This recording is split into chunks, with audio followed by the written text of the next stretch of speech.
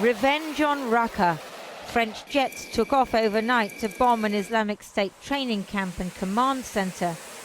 President Hollande said today that the attacks on Paris had strengthened France's determination to fight and destroy IS.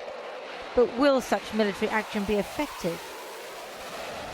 The attacks here in Paris pose a huge problem for the policymakers in the French Foreign Ministry and for policymakers across the world, because recent intelligence suggests that the leaders of the Islamic State are changing their strategy.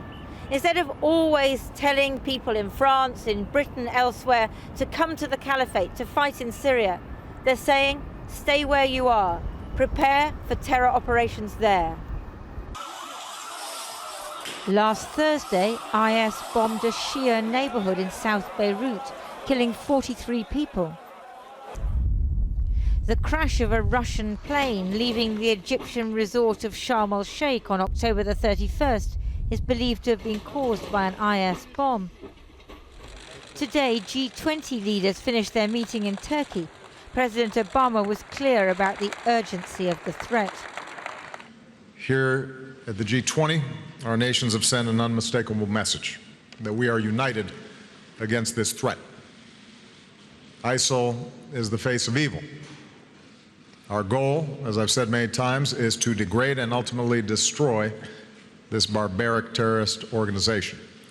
But although he and President Putin were seen putting their heads together, they're not working in unison to defeat IS in Syria and Iraq. There is two coalitions over Syria. Okay, there is a coalition with Bashar, Russia, Iranian, and the other one with US and all the other countries. But this coalition, this country belonging to this coalition are threatened on the same way. So must those two coalitions work together now?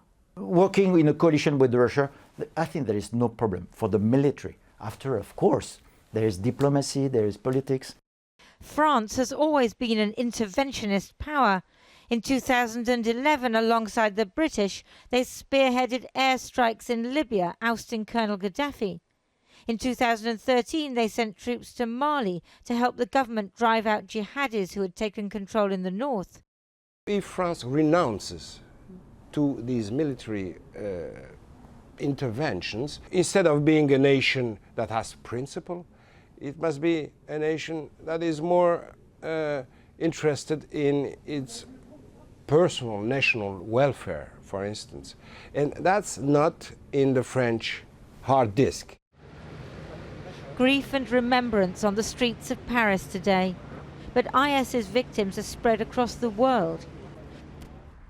3,000 miles away in Sinjar in Iraq, the IS heartland, this weekend, Kurdish fighters uncovered a mass grave, believed to contain the bodies of older Yazidi women, slaughtered because IS didn't want them as sex slaves.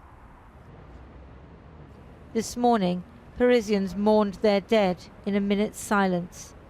They're now part of a global struggle against a global enemy.